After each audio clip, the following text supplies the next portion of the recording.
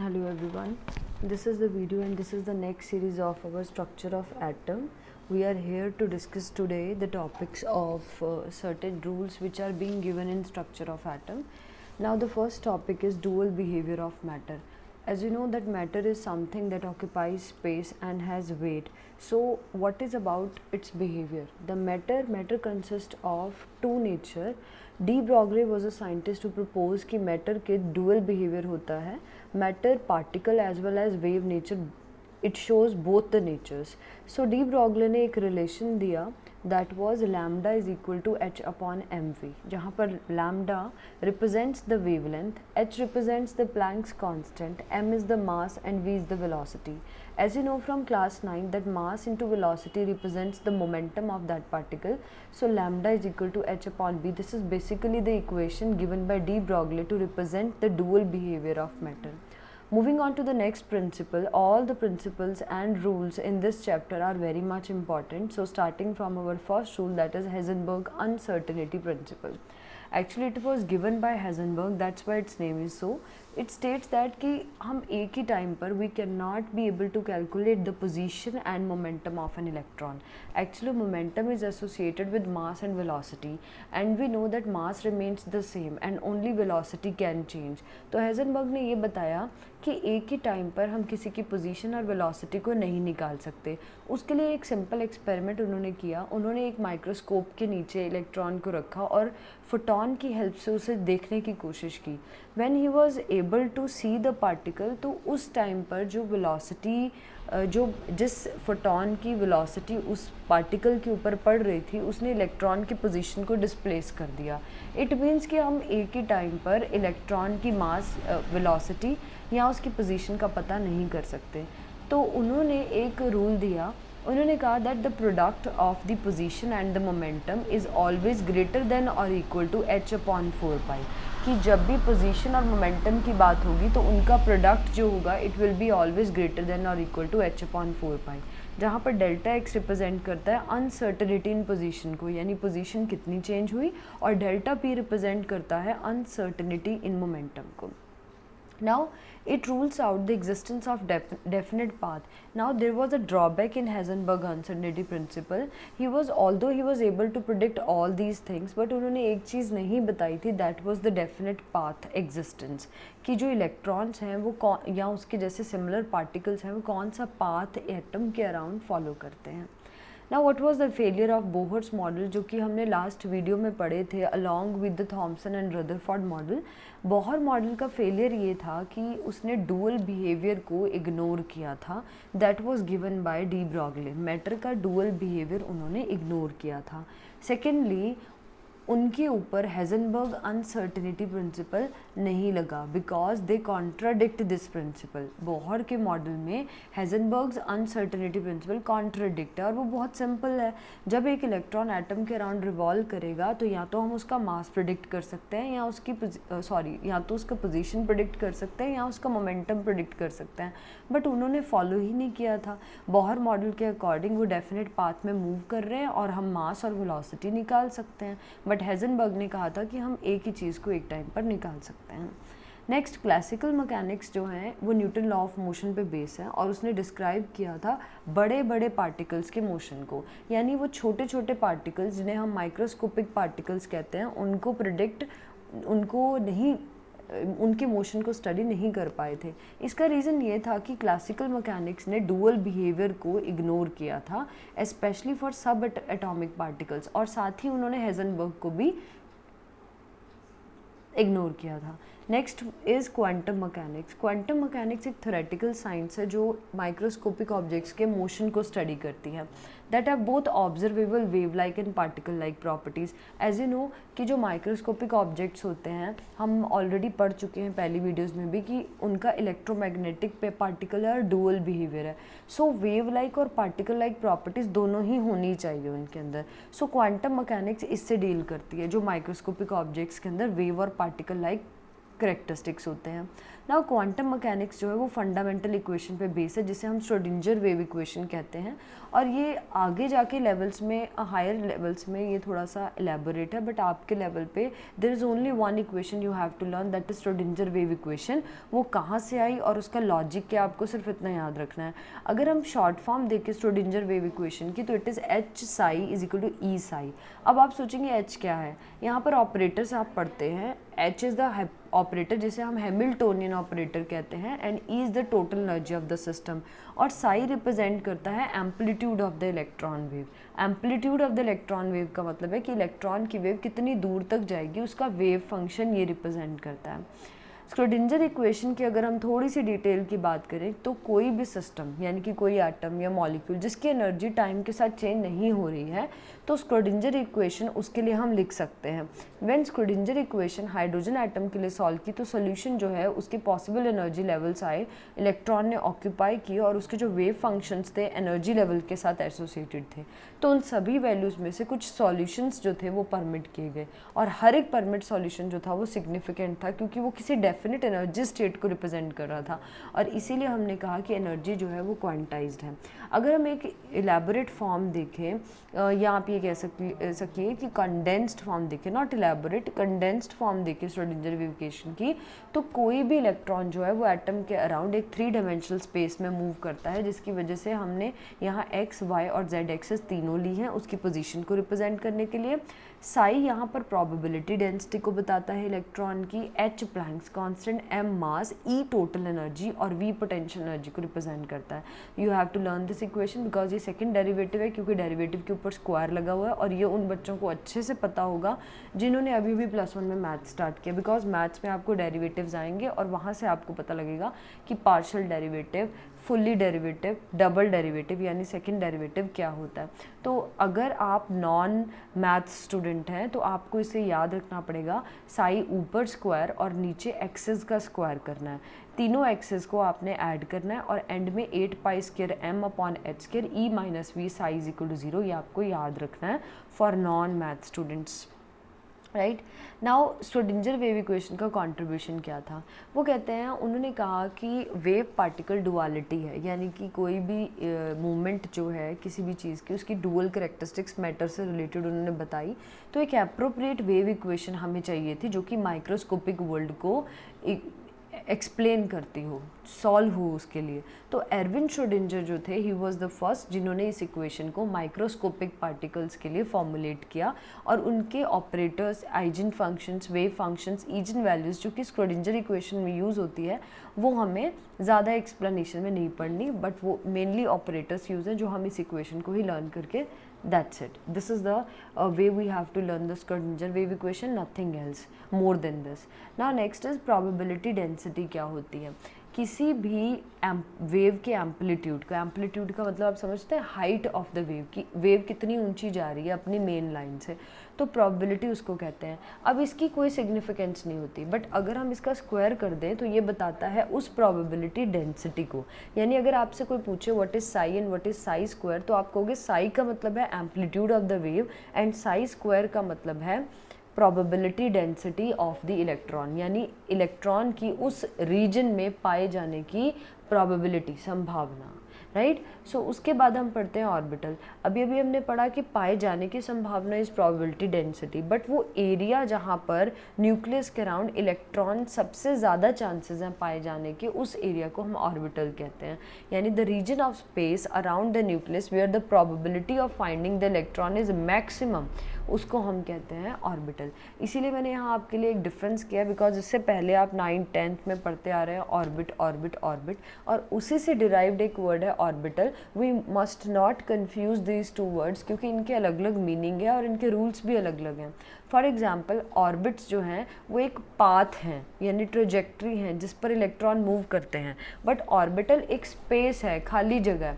For example मैं एक space लेती हूँ और उस पर लाइन्स लगा देती हूँ, तो वो जो लाइन्स हैं वो ऑर्बिट है, और वो जो पूरा स्पेस है उसे हम ऑर्बिटल कहेंगे। और ऑर्बिटल जो है वो ऑर्बिट 2 डायमेंशनल होती है बट ऑर्बिटल 3 डायमेंशनल होती है। ऑर्बिट सर्कुलर होती है लेकिन ऑर्बिटल के बहुत सारे शेप्स हैं जिससे हम आगे स्टडी करेंगे।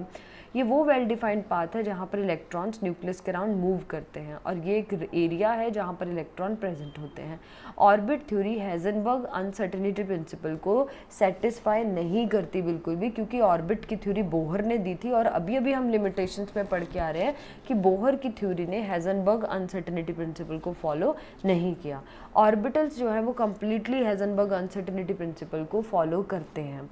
ये जो ऑर्बिट्स हैं उसके अंदर हम इलेक्ट्रॉन्स जो हैं वो 2n², यहाँ पर गलती से 2n2 लिखा है but actually it is 2n² electrons, यानी अगर हमें n निकालना है, अगर हमें नंबर ऑफ़ इलेक्ट्रॉन्स निकालने हैं किसी ऑर्बिट में, तो we will simply use 2n² का फॉर्मूला। जैसे हमें फर्स्ट शेल n = 1 में निकालना है तो यहाँ पर 2 इलेक्ट्रॉन्स आएंगे आंसर में।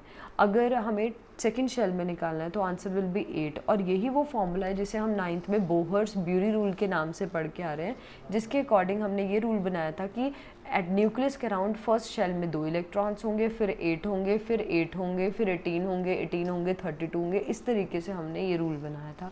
बट ऑर्बिटल में मैक्सिमम हम सिर्फ 2 इलेक्ट्रॉन्स ही रख सकते हैं, चाहे वो कोई भी ऑर्बिटल हो, starting from the very first, जो हम धीरे धीरे हम पढ़ेंगे। नाउ द प्लानर मोशन इनका LMNN है और ये जो ऑर्बिटल्स होती हैं वो 4 तरह की होती है, s orbital, p orbital, d orbital और f ऑर्बिटल, जो हम आगे पढ़ेंगे। नाउ सबसे पहले हमने s ऑर्बिटल की बात की, तो ये s है, ये 2s है, ये 3s है, यानी कि 1s, 2s, 3s, 4s, 5s, 6s, 7s हो सकती हैं डिपेंडिंग कि एटम का एटॉमिक नंबर क्या है। फॉर एग्जांपल हाइड्रोजन का एटॉमिक नंबर है 1। अभी तक 9th 10th में हम 1 का इलेक्ट्रॉनिक कॉन्फ़िगरेशन 1 लिखते थे, बट +1 में ये थोड़ा सा डिफ़िकल्ट है। उसे हमें कैसे लिखना है वो हम आगे पढ़ते हैं, बट सबसे पहले हम स्टडी करते हैं शेप्स को। 1s में देखिए कोई खाली जगह नहीं है, यानी एक सिंगल सर्कल बनाना है आपको। 2s में यू विल मेक 2 सर्कल्स और उसमें एक खाली जगह होगी। इस खाली जगह को हम कहते हैं नॉड, यानी यहाँ पर इलेक्ट्रॉन की पाए जाने की प्रोबेबिलिटी नहीं होती। This is called as node, और यानी कि 2s के अंदर कितने नॉड्स होंगी? 1। सिमिलरली 3s में हमें 3 सर्कल्स बनाने हैं, 1, 2 एंड 3, और इसमें 2 खाली जगह होंगी, it means nodes will be 2। Similarly p orbitals को बनाने के लिए आपने x axis, y axis, z axis बनानी है। p ऑर्बिटल 3 तरह की होती है, x एक्सिस पे बनाएंगे तो x axis px, y axis पे बनेगी तो it is called as py, और z एक्सिस पर अगर हम इसे बनाएंगे तो pz होगी। और ऐसा मत सोचिए कि ये एक शेडेड है एक रेड है तो हमें ऐसे ही बनानी है, आप सिंपल बनाएंगे बस ऑर्बिटल ऑर्बिटल, उसको कलर नहीं करना है। So there are 3 p orbitals जो कि परपेंडिकुलर एक्सिस पर लाइन होती हैं, px, py, pz। बट अगर हम d की बात करें तो d 5 तरह की होती है रादर। एक होती है dxy, एक होती है dyz, एक होती है dzx, और 2 डिफरेंट होती हैं जिसमें से एक dx² - y² और एक dz² होती है। सो dxy, dyz और dzx ये कैसे बनाएंगे आप? dxy में आप x और y एक्सिस के बीच में ऑर्बिटल्स बना देंगे, dyz में आप y और z एक्सिस के बीच में ऑर्बिटल्स बना देंगे, और dzx में आप x और z के बीच में ऑर्बिटल्स बना देंगे। बट जब आप dx² - y² बनाएंगे तो आप x एक्सिस और y एक्सिस के अलोंग द एक्सिस, यानी उनकी लाइन के ऊपर ऑर्बिटल बनाएंगे, ना कि उसके बिटवीन। जैसे यहाँ हम 2 लाइंस के बीच में ऑर्बिटल्स बना रहे हैं, ठीक है, 2 लाइंस के बीच में ऑर्बिटल बता रहे हैं। ये मत समझना कि ये लाइन है तो हमने इसके ऊपर बनाया, ऐसा नहीं है, हमने बिटवीन ही बनाया। लेकिन ये जो dx है x के ऊपर और y के ऊपर बनेगा, इसे कहते हैं अलोंग द एक्सिस।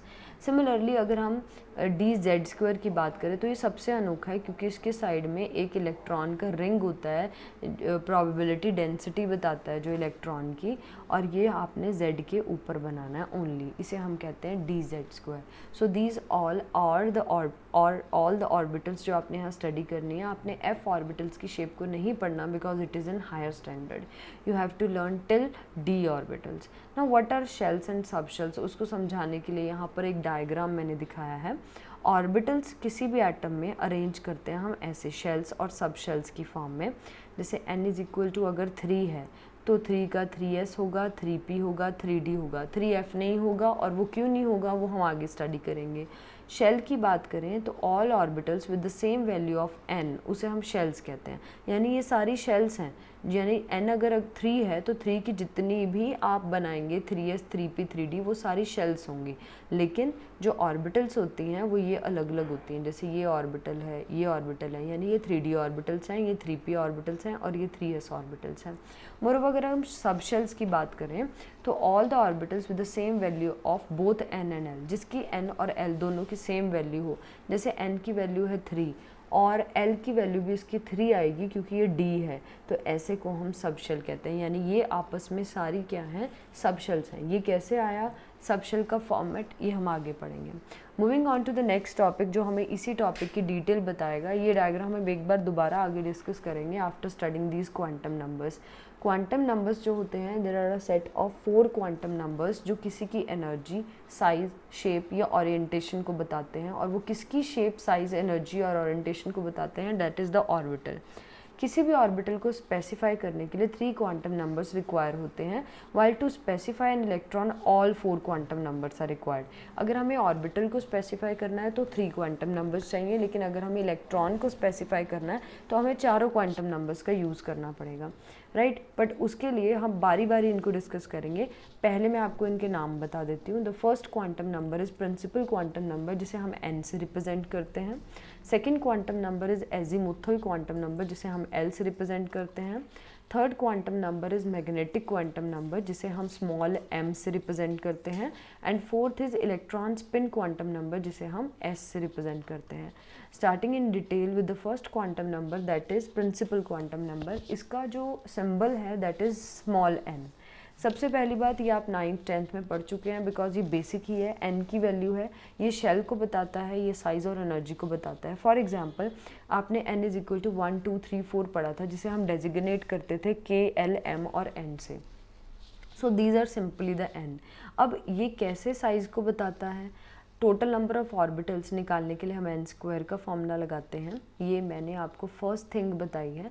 ऑर्बिटल्स का मतलब कि इसमें s कितनी होंगी, p कितनी होंगी, d कितनी होंगी, f कितनी होंगी, ये आपको किससे पता लगेगा, टोटल नंबर ऑफ ऑर्बिटल्स किससे पता लगेंगी, n से। यानी suppose I have given you n की वैल्यू 2, तो आप कैसे पता लगाएंगे कि वो 2s तक है, 2p तक है, 2d तक है या 2f तक है। उसका फॉर्मूला ये सिंपल है, दैट इज़ n स्क्वायर। यानी आपको 2 का स्क्वायर कर देना है, यानी कि 4, तो ये आपके पास आ जाएंगी 2s और 2p, क्योंकि s के अंदर 1 होती है और p के अंदर 3 होती हैं, तो टोटल हो गई 4। यानी कि हमारा आंसर भी 4 आया था। तो इससे हमें पता लगता है कि इसकी कितनी ऑर्बिटल्स हैं, 4। अब अगर आपको इलेक्ट्रॉन्स निकालने हैं, मैक्सिमम नंबर ऑफ इलेक्ट्रॉन्स निकालने हैं, तो आपका फॉर्मूला होगा 2n स्क्वायर। यानी फर्स्ट शेल है आपके पास, n is equal to suppose कीजिए 1 है, तो आप यहाँ 1 पुट करेंगे एंड 1 का स्क्वायर इज़ 1 और उसको 2 से मल्टीप्लाई करने पर यू विल गेट 2। यानी कि जिसके n इज़ इक्वल टू 1 है उसके अंदर number of electrons are in total 2।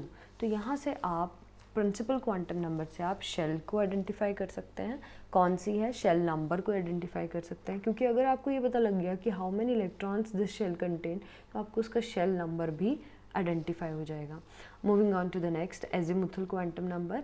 Azimuthal quantum number को हम सब्सिडरी क्वांटम नंबर भी बोलते हैं और इसको हम रिप्रेजेंट करते हैं एल से, और इसको ऑर्बिटल और एंगुलर मोमेंटम नंबर भी बोलते हैं। अब जैसे हमारा प्रिंसिपल क्वांटम नंबर हमें शेल के बारे में बताता है, ये हमें सब शेल के बारे में बताता है। वहाँ पर हमें साइज़ पता लगता है ऑर्बिटल का, इसमें हमें शेप पता लगती है ऑर्बिटल की और उसकी एनर्जी पता लगती है मल्टी इलेक्ट्रॉन एटम्स में। फॉर एग्जांपल इसका जो ऑर्बिटल एंगुलर मोमेंटम का फॉर्मूला है that is L+1 h/2 pi, यहाँ से हम निकाल सकते हैं। Moving on to the number of orbitals in a subshell, अगर हमें किसी के अंदर नंबर ऑफ ऑर्बिटल्स निकालनी है उसकी सबशेल में, तो हम फॉर्मूला यूज़ करेंगे 2l+1। और अगर हमें n की वैल्यू पता है तो वो रेंज कर सकती है 0 से लेकर n-1 तक।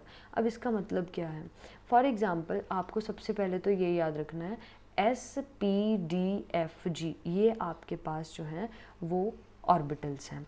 अब किस ऑर्बिटल में L की वैल्यू कितनी होती है, अगर आपके पास S ऑर्बिटल है तो आपने याद रखना है, कोई भी आपके पास S दिया और मानो मैं कह रही हूँ 2s है और आपके पास उसके लिए वैल्यू पूछी है, तो आप 2s के लिए n की वैल्यू तो 2 ही बताएंगे, बट s की वैल्यू क्या बताएंगे, इससे आपको पता लगेगा। आपने L की वैल्यू S के लिए 0 लेनी है, P के लिए इट विल बी 1, D के लिए 2, F के लिए 3 और G के लिए 4। कॉन्सिक्वेंटली नंबर ऑफ ऑर्बिटल्स उसमें आपको पता लग जाएंगे। तो S के लिए 1, P के लिए 3, D के लिए 5, F के लिए 7 और G के लिए 9। अब ये आपको याद रखने हैं। मैं कैसे आपको याद दिला रही हूँ, S के अंदर आपने सिमेट्रिकल शेप पढ़ी थी, S की जो थी वो राउंड शेप थी जो मैंने अभी अभी आपको दिखाई थी, और P आपने 3 पढ़ी थी, PX, PY, PZ, तो यानी 3 हो गई, इसीलिए मैंने यहाँ नंबर ऑफ ऑर्बिटल्स 3 लिखा हुआ है। सिमिलरली D को 5 क्यों लिखा है, क्योंकि अभी अभी आपने D 5 तरह के पढ़े हैं, DXY, DYZ, DZX, DX² minus y square and DZ square. So ये 4 तरह के ऑर्बिटल्स हैं जो आपको याद रखने हैं, राइट। अब नेक्स्ट पढ़ लेते हैं मैग्नेटिक क्वांटम, सॉरी इससे पहले हमें एक और चीज़ देखनी है। अगर आपके पास n की वैल्यू 2 है तो L की वैल्यू आप लेंगे 1, 0 और 1। अगर आपके पास n की वैल्यू 3 है तो आप L की वैल्यू ले सकते हैं 0, 1, 2। तो इस तरीके से हम डिसाइड करते हैं कि n से रिलेटेड L की कौन कौन सी वैल्यू है। Next is magnetic quantum number, जिसे हम मैग्नेटिक ऑर्बिटल क्वांटम नंबर भी बोलते हैं।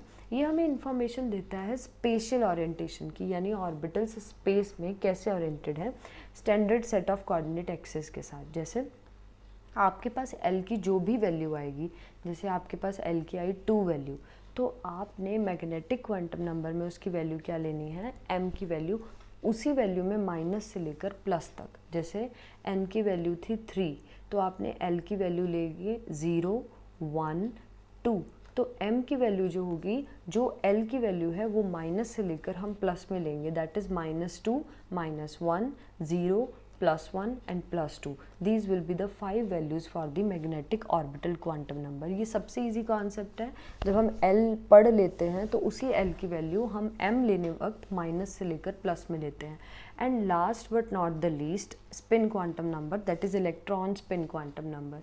ये ओरिएंटेशन स्पिन का बात बताता है इलेक्ट्रॉन की, और इसकी सिर्फ 2 वैल्यूज़ हो सकती हैं, या तो इलेक्ट्रॉन क्लॉकवाइज मूव करेगा या तो इलेक्ट्रॉन एंटी क्लॉकवाइज मूव करेगा। It means +½ and -½ are the 2 values for the electron spin quantum number. और ये हमने स्टार्टिंग में ही पढ़ लिया कि ये जो 2 वैल्यूज़ हैं, ये जो क्वांटम नंबर है, ये हम सिर्फ इलेक्ट्रॉन के लिए पढ़ते हैं, क्योंकि हम उसमें इसकी क्या निकालते हैं, स्पिन निकालते हैं, इसलिए इसका नाम है spin quantum number. So that's up with all the quantum numbers. We have learnt the quantum numbers, the shape of the orbitals, types of the orbitals, difference between orbit and orbital, and probability density, very important Schrödinger equation जिसमें आपको सिर्फ equation learn करनी है। Then we have learnt the failure of Bohr's model and Heisenberg uncertainty principle, starting from the very topic that is dual behavior of matter. So that's up with today's section. I hope you like this video. Please share this video to all your friends and subscribe to my channel if you are a new viewer. Thank you. Have a nice day.